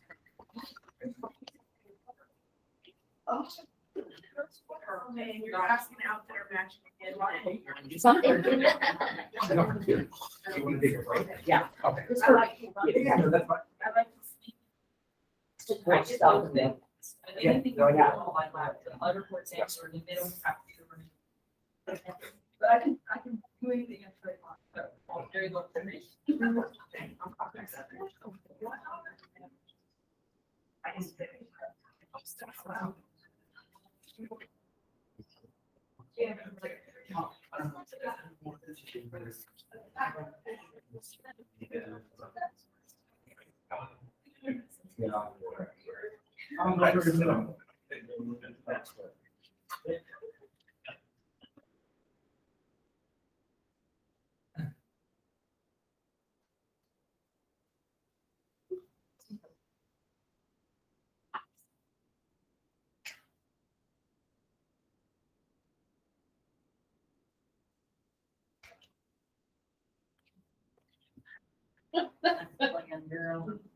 Yeah. Yeah. It's fun. Please, there you go. That's all it is.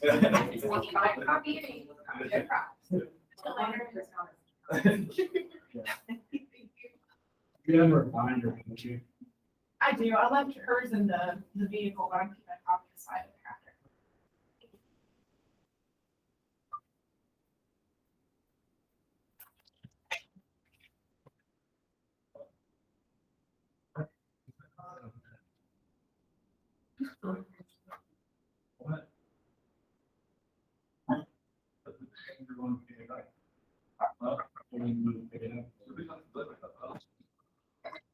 I remember from when I was saying. They don't complain about what they are, down there, you can't get into it. No, that's not good. Great. That's great. I'm at a beach. Yeah.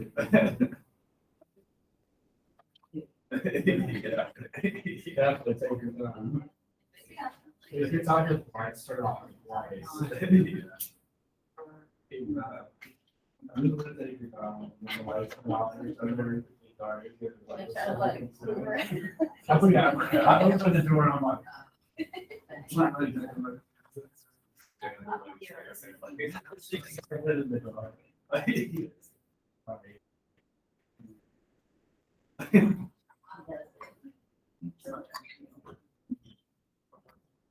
I did, that's not a surprise.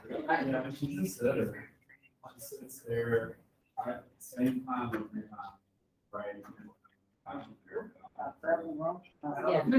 Here, Laura, break your email messages, are muted on there? So far, there hasn't been anything terrible, but There shouldn't be. like, I know there's emails about HOPWA eligibility, there's the ESGCB. I've been really tempted to send you a funny email for your training.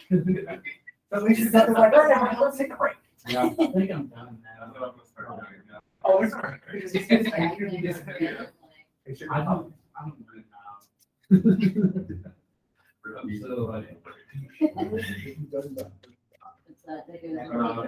now. So like. In theory, if Gmail operates correctly, it should mute all of their pop-up. Well, if the state didn't bastardize email before they gave us Google, it's horrible. You can send me an email an hour ago, and I can search it, search the files, search the attachment, all that stuff. I have a lot of information, since information, a lot of like. Oh, yeah. Conference. Oh, stuff. filter it out. Yeah. Yeah, that's why I deleted as many that will be done. Mhm. I try to filter it myself. Yeah, and like all the NASCAR stuff, like goes to spam. No matter how many times I tell you it's not spam. Like, yep. Sometimes it's message, you go, I didn't get that email, it's spam. Yeah. Sorry for registering late for that conference. Just now found it on my trash. I don't think it's trash, Gmail thinks it's trash. No, I. Yeah. that was kind of a problem.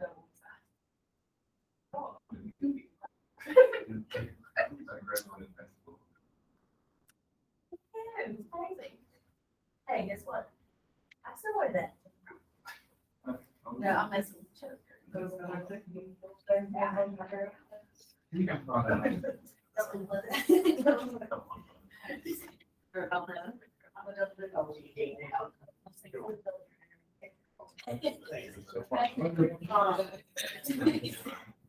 Now, if you have. I do, yeah. Come find you. Yeah.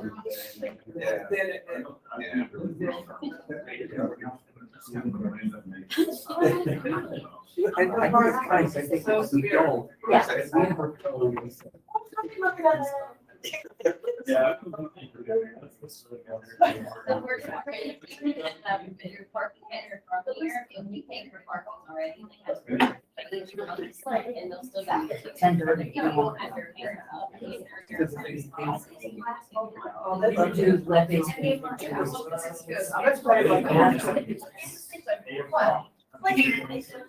We'll see what, yeah, I think Chelsea's here, but it's. Yeah. If I just left work 20 minutes early. I So you have to pay. You really have to.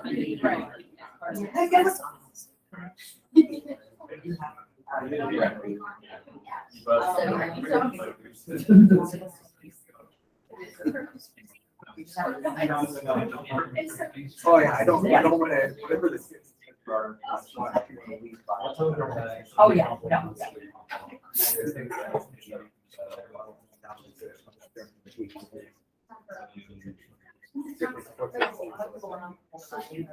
yeah.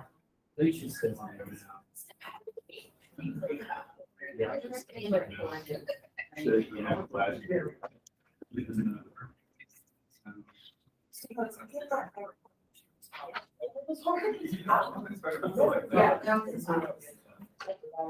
That's on my front sheet.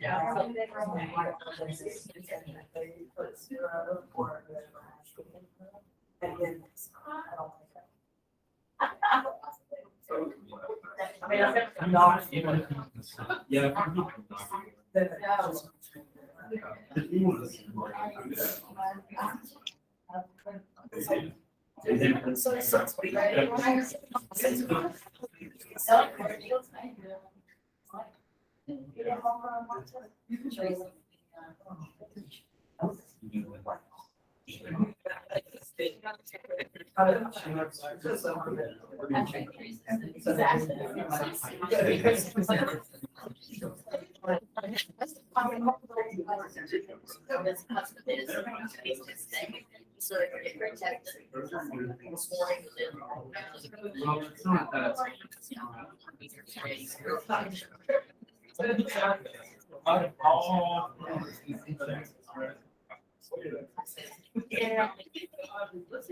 Well, we made our own January. But. Maybe. Why don't we go ahead? Why don't we go ahead and pick back up here in a minute?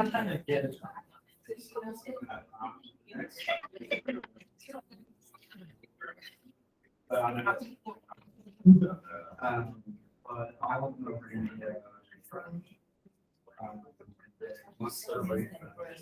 It's like. That's the thing. It's like- There's so many different ones. I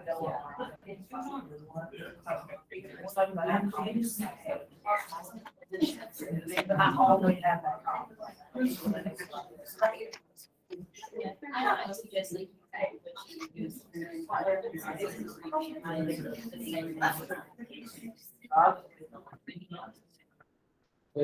So I said, I don't have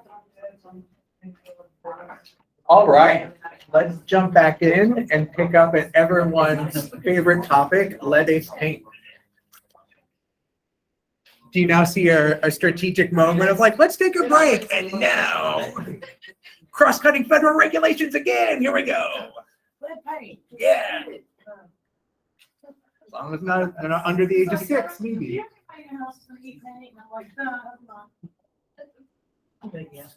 But a couple of my clients, absolutely. So tied to inspections, this is sort of a subset of inspections for TBRA, you do need to worry about lead-based paint visual assessments. And I keep stressing this idea of visual assessment because I'm going to make an assumption that no one here in the room is trained as like a lead-based paint remediator or any of that, right? So if I'm sure all of you, if not most of you, have taken the lead-based paint visual assessment training I online. feel like I should be. It takes about an hour, but that really describes the scope of what we're going to talk about, as well as the scope of what you are responsible to do. Because what you're looking for is chipping, cracking, peeling paint. You aren't going in CSI style, taking paint chips, putting them in a baggie, sending them to a lab. That's a very specific job that people have to be very specifically trained. What you are doing is figuring out is if that level is required. Because particularly when COVID hit and CARES Act stuff came out, this idea started to get really confusing for programs, and programs started thinking like they need to go in, right? And they're in a hazmat suit and they're taking paint samples. We're like, no. You're just looking for nothing changed, right? This has been in existence for 30 plus years also, nothing changed. So with that, you do for TBRA need to worry about a lead-based paint visual assessment if the household and the unit requires it. So a lead-based paint visual assessment must be completed when the housing or the unit was constructed prior to 1978. And if the household is going to have a child under the age of 6 or a pregnant person living in it. To know when the house was built, if we do the Google, you know what I'm saying, and just do the address, go whatever it is, can we just take that, whatever we can find, like how much, like. So you can. It's pretty accurate on. Well, that's what I said, that's what I've been using. What we would also do is, and the other things we can share, is before we even entered into an agreement with the landlord, we'd have them fill out a form about what's the rent you're requesting, what utilities are not included, when was this property built, so that we would have the landlord fill out something that would trigger everything that we needed to worry about. Because landlords, if they're smart, would also say this was built before 1978, but it's already gone through lead-based paint remediation and I can provide documentation. So you'd say, oh great, so I don't need to worry about this visual assessment. So there's a whole landlord, I wouldn't say application, it's like a 2-page thing that they would fill out. Housing authorities use it. So we just copied theirs and had to send it off. So really think that, because it's usually pretty obvious if someone has a child, right, or a child might be moving in, same idea if they're a pregnant person, right, to make sure that if someone could potentially or might become pregnant, you're going to want to go ahead and do this visual assessment. The big issue is making sure there's actually documentation of the file of doing it, right? Because if we don't say this 100 times every time we're here, it's not helpful. If it's not in the file, it didn't happen. So when monitoring goes in and they see that there is a 4-year-old, they're going to make it very clear that this visual assessment was done. This visual assessment is also, once again, for the entire property, including common areas. So it's not just looking at their unit, you're going to have to worry about common hallways, stairs outside. For most of my experience, landlords were pretty good about making sure there was no chipping, cracking, peeling paint inside of a unit. What always got them, the old housing stock, was the peeling paint outside. And so particularly, instead, right, if you go through, it talks about a certain percentage, it'd be the entire building was chipping, cracking, peeling. We'd say we cannot approve assistance here until this is remedied. That's great. It's also helpful, right, for landlords that aren't knowledgeable about this, that this isn't just a HOPWA requirement. As I mentioned earlier, right, when we came back, this is cross-cutting, right? So in theory, this is for all HUD rental assistance programs. Really, it's for all rentals, period, but that's sort of outside the scope of what I can confidently say, right? But sometimes landlords say, no one else does this. And I'd always say, then they are wrong. I am right. Please feel free to contact your attorney, but you need to fix this. And then they'd always back down, because once they really looked into it, they'd say, oh, if I push this, then someone else is going to get involved.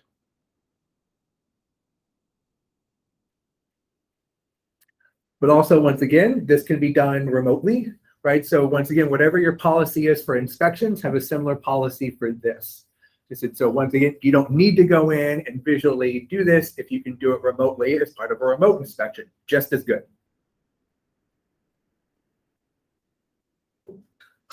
Hey there. The nerve of this guy. It's the internet. It takes us. What? No, Heather just wasn't paying attention. Yeah. I was just like,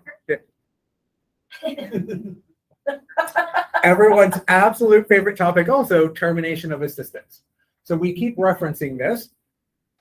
So HOPWA regulations require a formal process for handling termination of assistance, right? So we'll break down this idea of a formal process, but the idea is termination isn't immediate, right? So it's not, there's an issue. And so you said, as of December 8th, we're cutting you off. We're not paying anything. That is not a process, right? You aren't offering the client's due process. Matter of fact, you have to continue paying your share of rent while you go through that process. So making sure that you really think through this is a full process. So termination of assistance policies and procedures should address termination due to the following.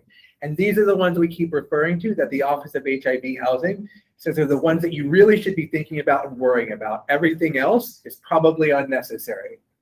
So the death of the HOPWA eligible individual, obviously you need to terminate.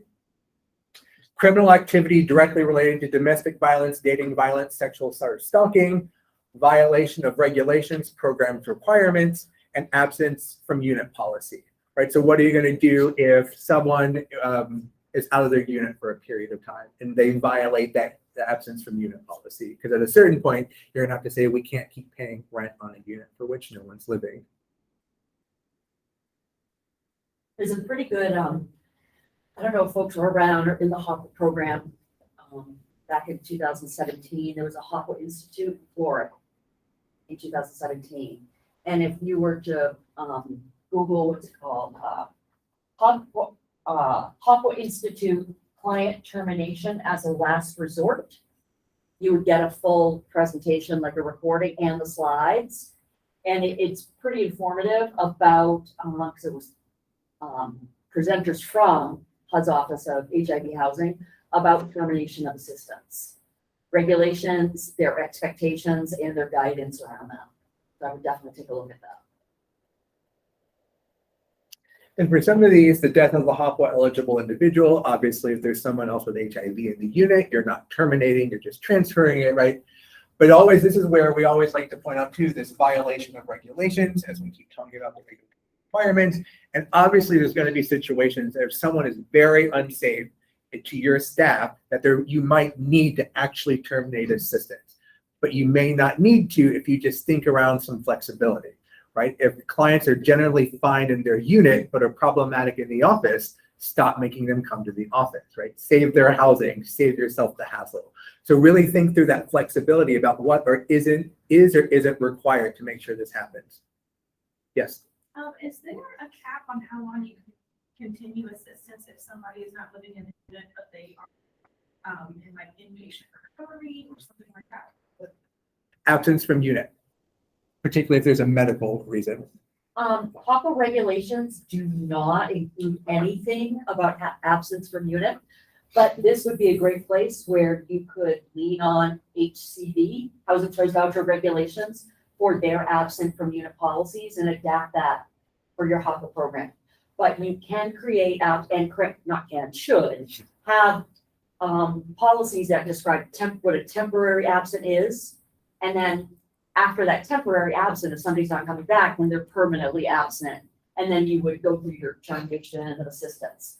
But generally temporary absence, you could do something for, like, say somebody's going out of the country to deal with a sick relative, right? Medical, going into some kind of like substance abuse treatment, or even going to jail for a period of time. Standard, you could start like around 60 days being temporarily absent, but that's not regulatory. So you could say you could be temporarily absent from the unit for 90 days, right? But during that time, if you still have income, or if your remaining family members are still in the unit, you got to continue paying your portion of rent. But if it's a first household of one, and they're going to jail or the hospital for especially jail for 60 days, and their income stops, you would want to do a recertification because their portion would be zero, right? And then you would just want to keep track of what's going on and, keep in touch with them during that time. Yeah. And for anything medical, right, then it's just sort of what's reasonable when it comes to a reasonable accommodation, right? If someone is going to go to some sort of inpatient treatment, they're going to be gone a year. Is it reasonable to continue to use HOPWA funds on a unit versus Yeah. can you help them cleanly exit that unit and then potentially as part of their exit, re-subsidize them and find a new one? Hmm? What if they have a real bad, substance abuse problem, but they do have income? But they're not paying their portion of their rent because they're using that money to buy the drugs. Can they still be assessed? Can they still be what? Can they still be assessed in the program? Because we have a client, we'll go deal with her right now. She has a real bad substance abuse problem. And she doesn't pay her rent, it's because she's taking her money buying drugs. Yeah.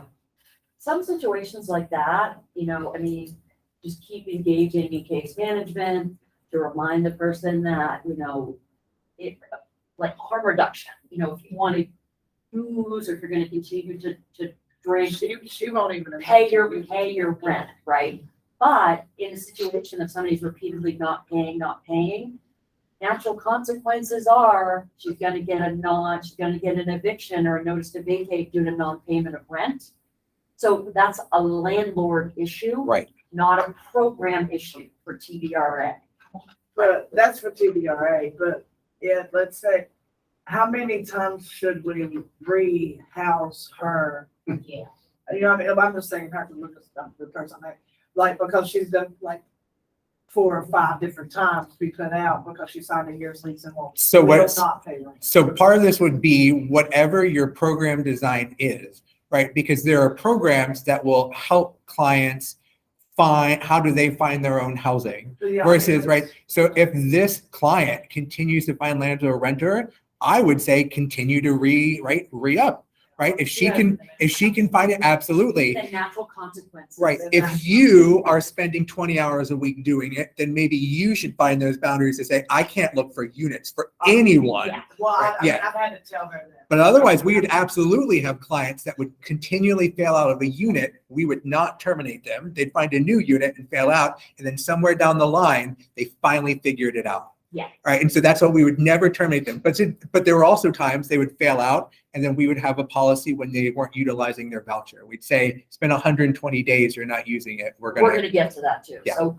some of it would be related to what Steve's alluding to is they can't find a unit because all TBR programs should have a housing search period, like a length of time for which you can find a unit, right? So sometimes the search period runs out.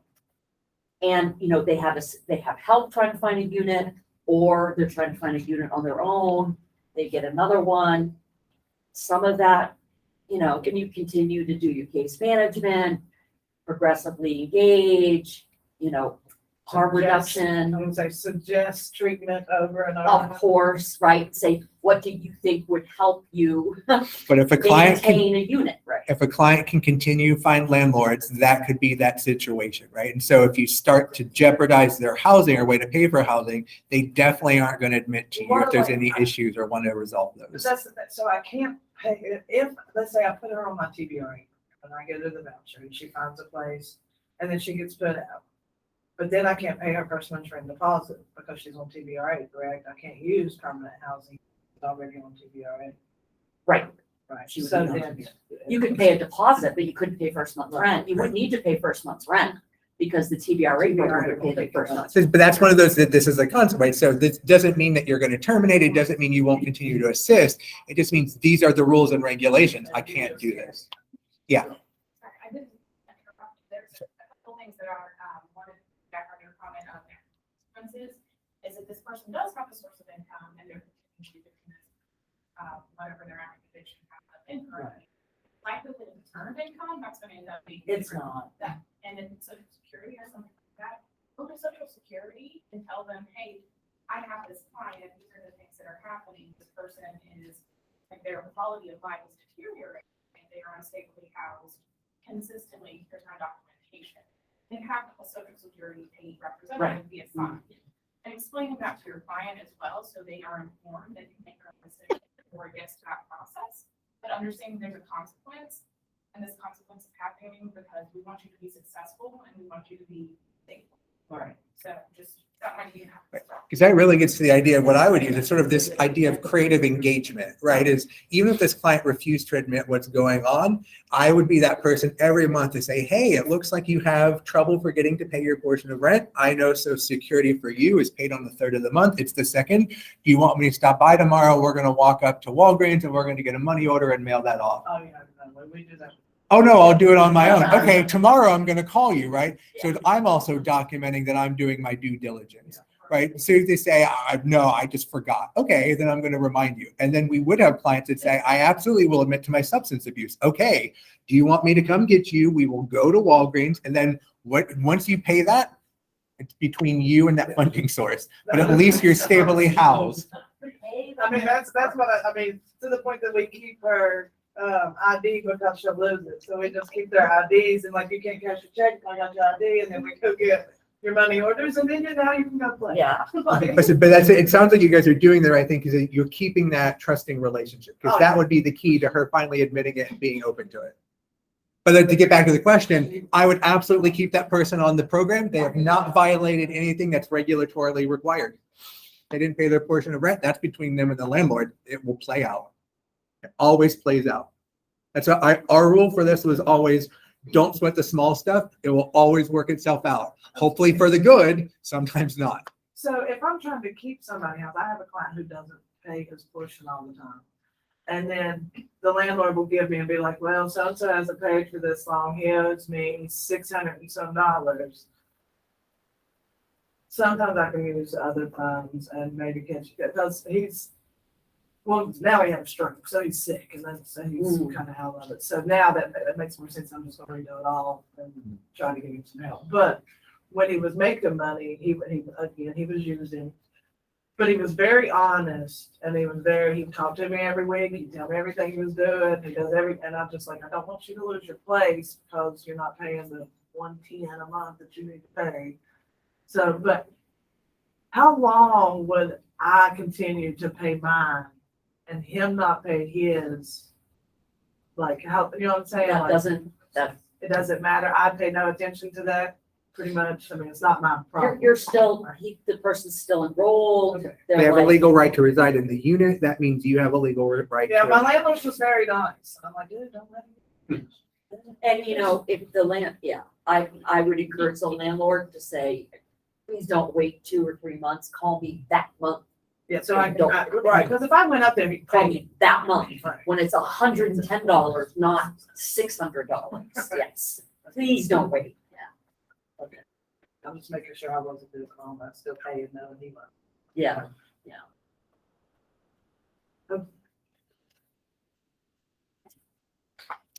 So this is where we're starting to talk to that termination of assistance isn't immediate, right? So it's not December 8th, we found out you did X and now good luck, you're out, exit, no longer talking to you.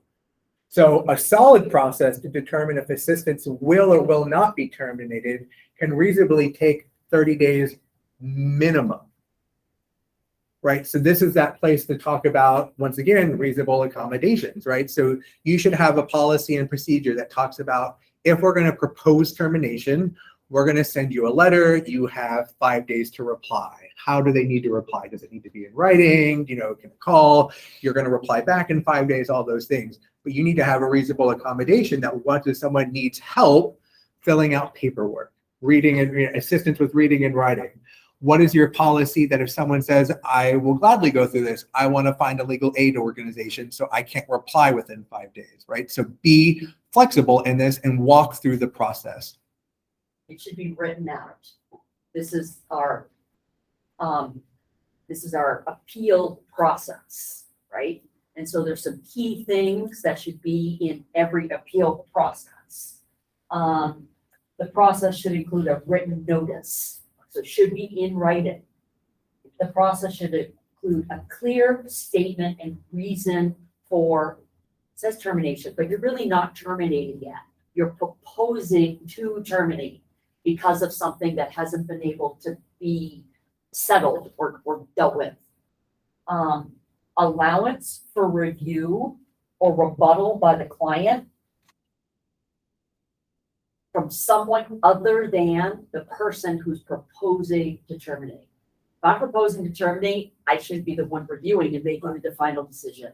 That's a conflict of interest. So you should have like a layered hierarchy of who starts it, who the client assisted household sends the appeal to, who reviews it, and who makes a final decision. And then for each, you have the contact name, the number of days, and ability to ask for extensions, and ability to have legal counsel, and then prompt written notice of the final decision. So if you think about it, minimum 30 days, depending on what you're going to do, what your timeline is. And then at the end, the final decision was to terminate. You're in the middle of the month.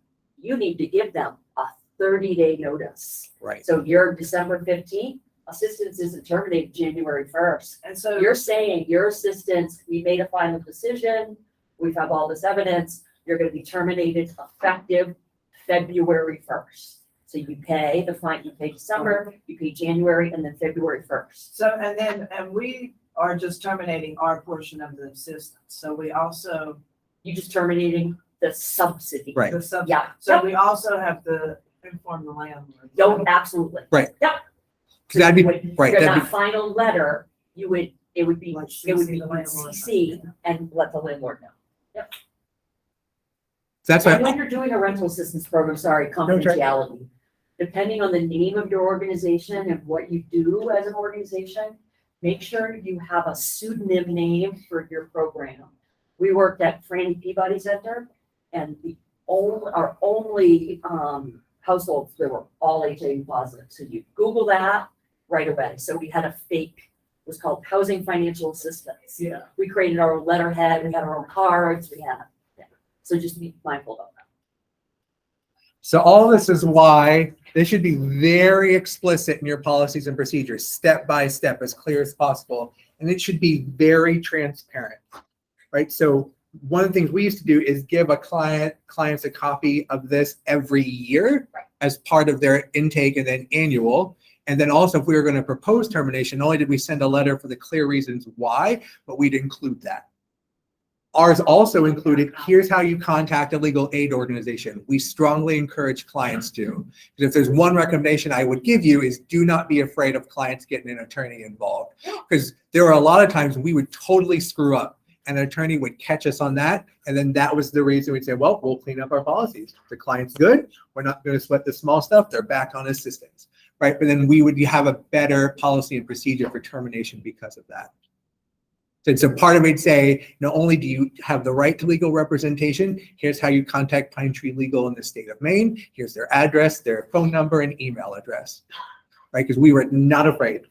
And a lot of times if they did, that attorney would contact us, and then we could start to work out how do we resolve this without terminating Before it. even going through the process. Because then the attorney would be the one to say, what do you absolutely need? And we say, we absolutely need X, Y, Z. If you can give us the proof of income, this is done. That's all we care about. So if they'll give it to you and it's okay for you to give it to us, we're good. We'll move on. You can pull it anytime. So that's also, not only do you get a better process, but sometimes you resolve it without going through it because the attorney, they don't want people to be evicted and homeless and lose their subsidies. So they might say, I'll give it to you. I'll get it from the client and I'll give it to you.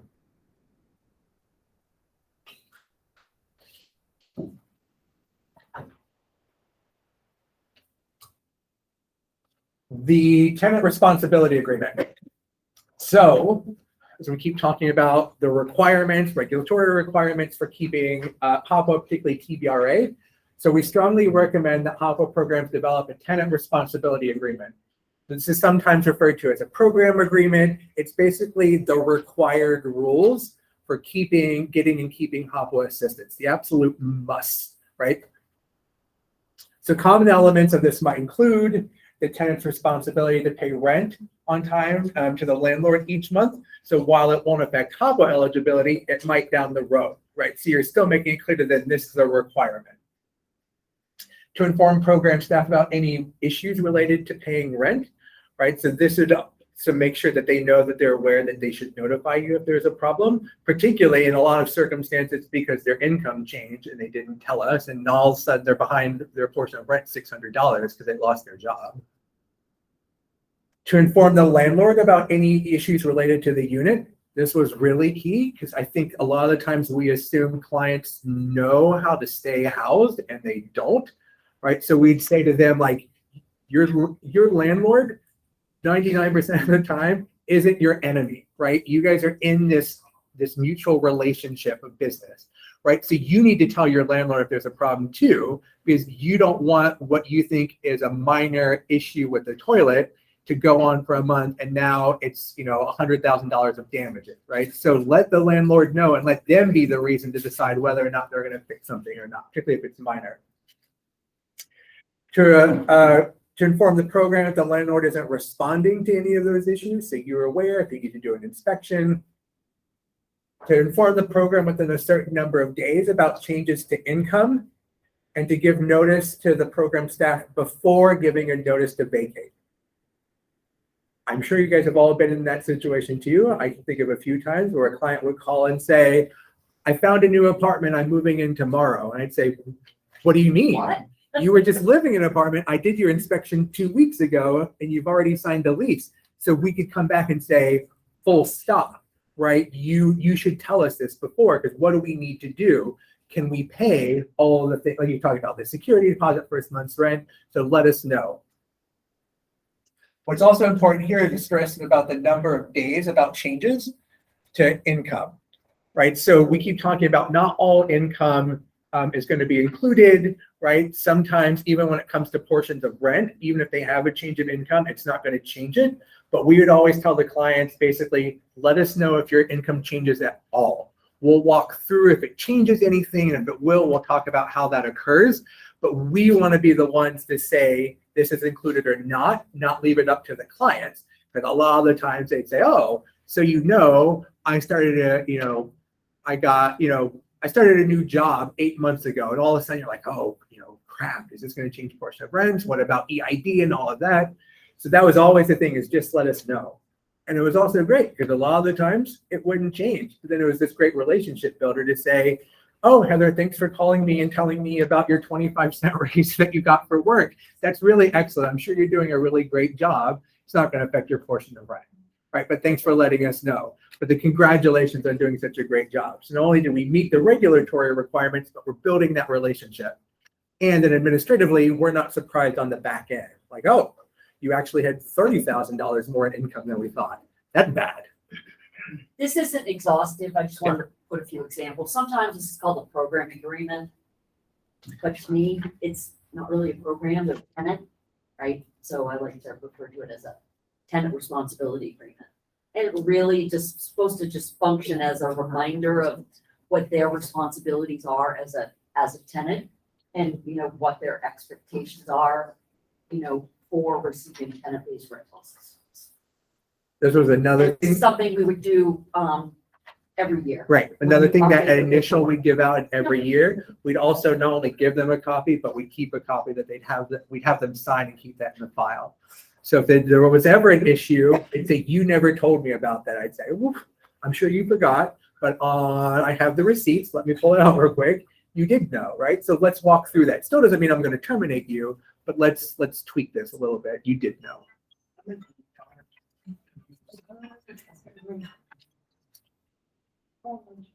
We'll move on to the next slide. We have a few minutes. What? We have a few minutes. Housing assistance payment agreement. So in this ideal world, you all have this basically like a triangle relationship, right? You have a relationship with the client has a relationship with the landlord. Now you need to have a relationship with the landlord.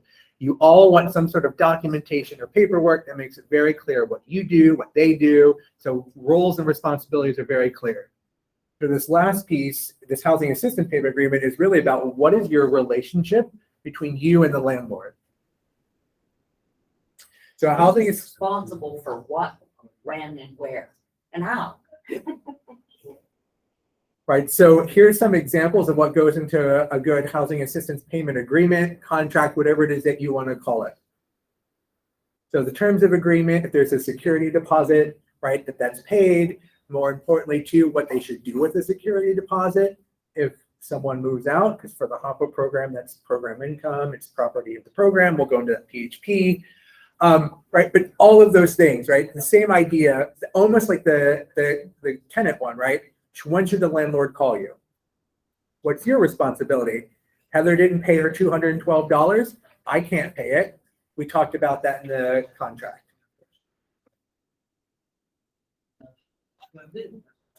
This is another great instance of HCV programs have it. And so what we sometimes recommend is borrow HCVs and just copy and paste and then pull up to switch and then pull out the unnecessary stuff. If you look at one, there's a lot of regulations that they have, but it's a good solid baseline because also then landlords probably know what that form is, right? They probably filled it out for a Section 8 HCV voucher. So they're not wondering what you're giving them. They'll say, oh yeah, I filled this out before for the housing authority. I get it. I have a question. We actually, oh, go ahead. Go ahead. TBRA, if I tell somebody that's the, well, this is an example, I tell somebody that's the program that my client is on, and that's why they're signing this paperwork, right? Instead of just my intent to lease and the regular lease. If they look up TBRA, is it just a HOPWA program? It's not. So it's a housing program also. Yep. Okay. I wondered that because when I look it up, it goes to HOPWA because I go to HOPWA so much. so Probably this is what your cachet, yeah, Yeah. exactly. No, no, Right, a bunch of HUD programs. Home does, ESG talks about the difference between TBRA and project-based, right? So it's just, that's a common HUD idea. Yeah.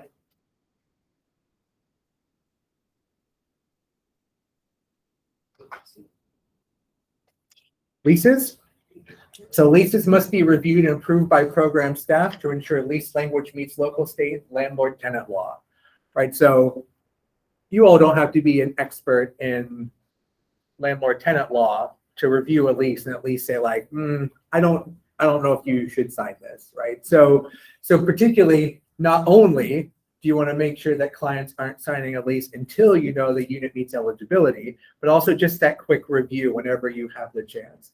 Because sometimes it's also to let a tenant know too that no matter what's in a lease, that doesn't trump state landlord law, right? So we would see landlords have things in leases that say you give, by signing this, you give the right up to go through due process and, you waive these. And we'd say, you can't do that, right? So whatever, go ahead. If the landlord refuses to pull that, sign it. you waive notice to vacate requirements Right. for the state of West Virginia. They can't, yeah. Right.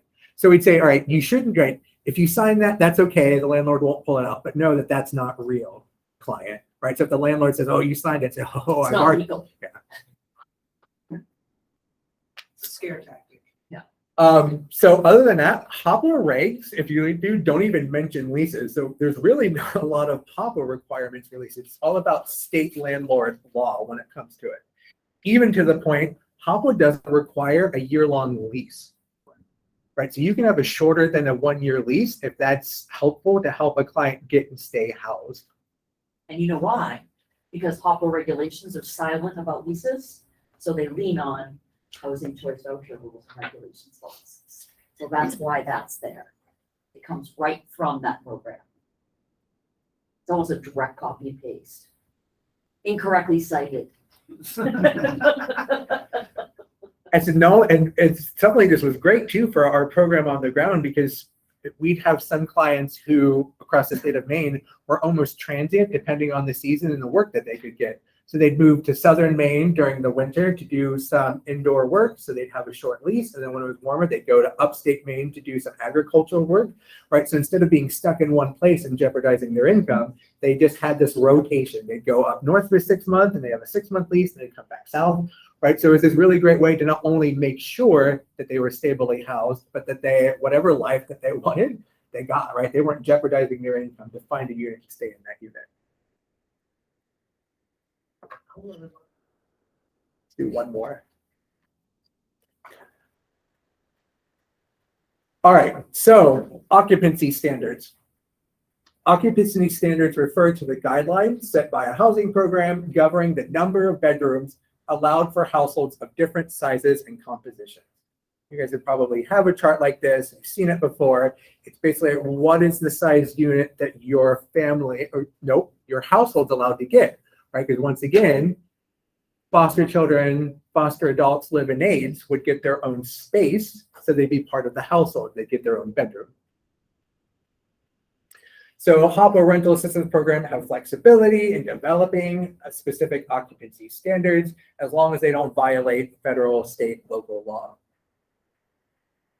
So it should be applied consistently across the households, right? So you're not picking and choosing, saying like, I really like Heather more than Sharon. So Heather, you can have a 3-bedroom for you and your one child. And, you know, but it should be clear, right? What you're really describing is the minimum and maximum number of people who can reside in units of different sizes.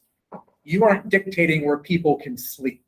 Because sometimes we see occupancy standards go too far and say, you can find a 2-bedroom because it's you and a child.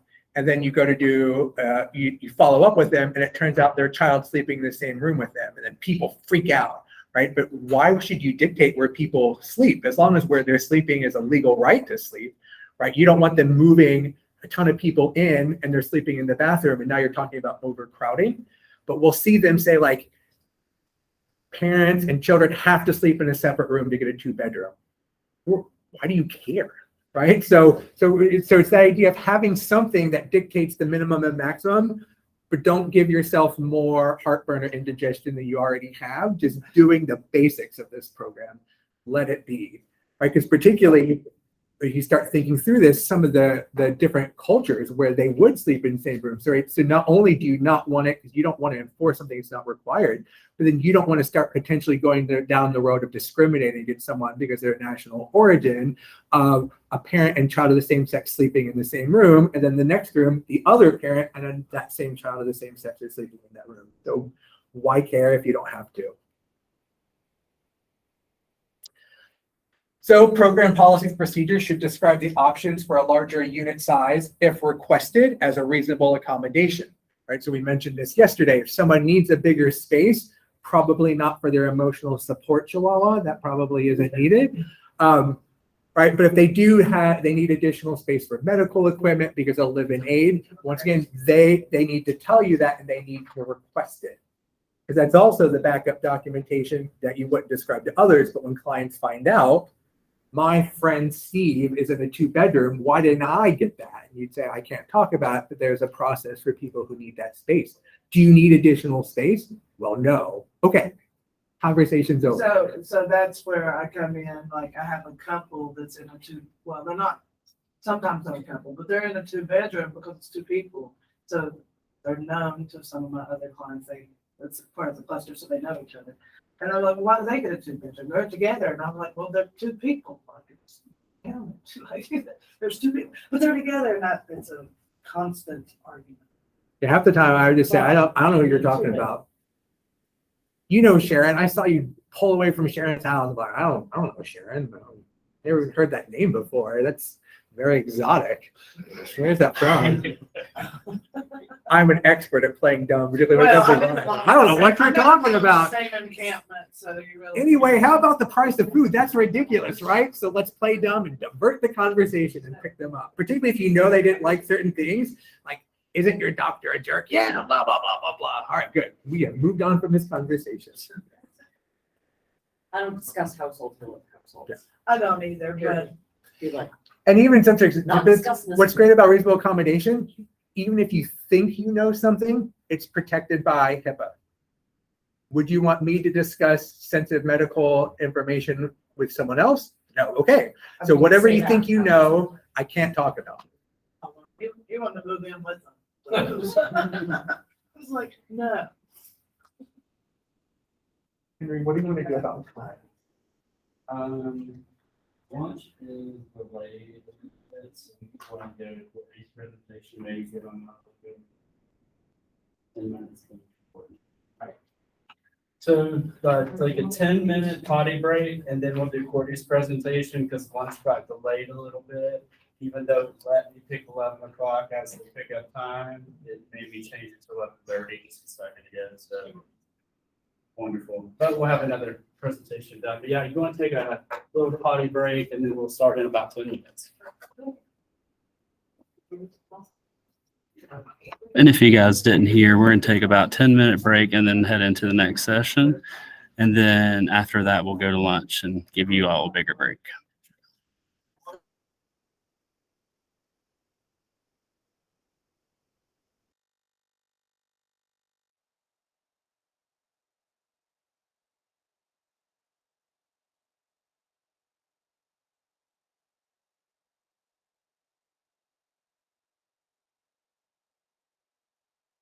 In the existing presentation, it will be finished with the Sturmey presentation. Just a little bit over on time.